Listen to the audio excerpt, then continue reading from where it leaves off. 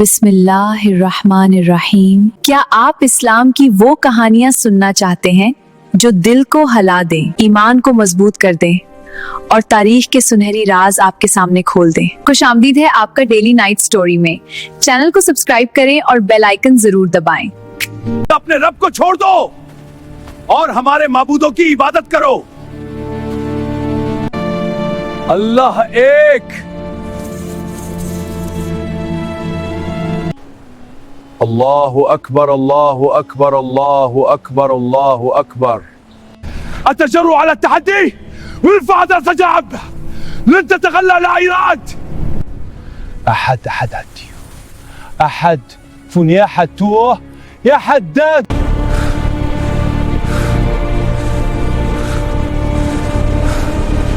ریگستان کی تپتی ہوئی زمین، جلتا ہوا سورج اور ایک کمزور غلام جس کے جسم پر ظلم کی انتہا ہو رہی تھی، لیکن اس غلام کے ہونٹوں پر صرف ایک ہی لفظ تھا، أحد. یہ کہانی ہے اسلام کے ایک عظیم صحابی حضرت بلال بن رباح رضی اللہ عنہ کی۔ حضرت بلال رضی اللہ عنہ مکہ میں غلام تھے۔ وہ حبشہ سے تعلق رکھتے تھے اور قریش کے ایک سردار امیہ بن خلف کے غلام تھے۔ اس دور میں غلام کی کوئی حیثیت نہیں ہوتی تھی، نہ عزت، نہ اختیار، نہ آزادی۔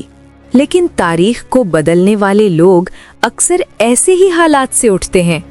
جب رسول اللہ صلی اللہ علیہ وسلم نے مکہ میں توحید کا پیغام دیا کہ اللہ ایک ہے اور اس کے سوا کوئی معبود نہیں، تو یہ پیغام بہت سے دلوں تک پہنچا۔ حضرت بلال رضی اللہ عنہ بھی انہی لوگوں میں شامل تھے جنہوں نے حق کو پہچان لیا۔ انہوں نے اسلام قبول کر لیا اور اللہ کی وحدانیت پر ایمان لے آئے، لیکن اس ایمان کی قیمت بہت بھاری تھی۔ جب امیہ بن خلف کو معلوم ہوا کہ اس کا غلام اسلام قبول کر چکا ہے تو اس کا غصہ آسمان کو چھونے لگا۔ اس نے حضرت بلال رضی اللہ عنہ کو بدترین سزائیں دینا شروع کر دیں۔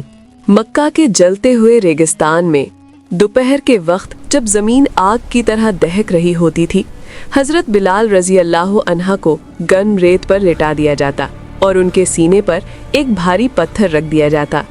امیہ بن خلف چیختا، اپنے رب کو چھوڑ دو اور ہمارے معبودوں کی عبادت کرو۔ لیکن اس شدید تکلیف کے باوجود حضرت بلال رضی اللہ عنہ کے ہونٹوں سے صرف ایک ہی آواز نکلتی تھی، أحد. یعنی اللہ ایک۔ یہ منظر مکہ کے لوگوں کو حیران کر دیتا تھا۔ ایک غلام جس کے پاس نہ طاقت تھی نہ اختیار، لیکن ایمان نے اسے پہاڑ سے زیادہ مضبوط بنا دیا تھا۔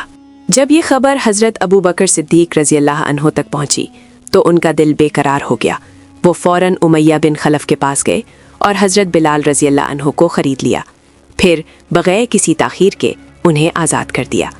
اس طرح اسلام نے ایک غلام کو آزادی دی اور ایمان نے اسے عزت کی بلند ترین بلندیوں تک پہنچا دیا۔ وقت گزرتا گیا، اسلام پھیلتا گیا، اور وہی بلال جو کبھی مکہ کی گلیوں میں ظلم کا نشانہ بنتے تھے، انہیں ایک عظیم اعزاز نصیب ہوا۔ رسول اللہ صلی اللہ علیہ وسلم نے انہیں اسلام کا پہلا مؤذن منتخب فرمایا۔ جب مدینہ میں اذان کا نظام قائم ہوا تو وہ بلال رضی اللہ تعالیٰ عنہ ہی تھے جن کی آواز مدینہ کی فضاؤں میں گونجتی تھی۔ اللہ اکبر، اللہ اکبر، اللہ اکبر، اللہ اکبر۔ ان کی آواز مومنوں کو نماز کی طرف بلاتی تھی اور دلوں کو ایمان سے بھر دیتی تھی۔ یہ وہی بلال تھے جنہیں کبھی گرم ریت پر گھسیٹا گیا تھا، لیکن اللہ نے انہیں ایسا مقام دیا کہ قیامت تک ان کا نام عزت کے ساتھ لیا جاتا رہے گا۔ حضرت بلال رضی اللہ عنہ کی زندگی ہمیں ایک عظیم سبق دیتی ہے۔ ایمان انسان کو کمزور نہیں کرتا، بلکہ اسے دنیا کی سب سے بڑی طاقت بنا دیتا ہے۔ جب دل میں اللہ کی محبت ہو تو دنیا کی کوئی طاقت انسان کو جھکا نہیں سکتی۔ اور آج بھی جب اذان کی آواز بلند ہوتی ہے تو ہمیں یاد آتا ہے اس عظیم صحابی کا صبر، اس کا ایمان اور اس کا وہ جملہ احد احد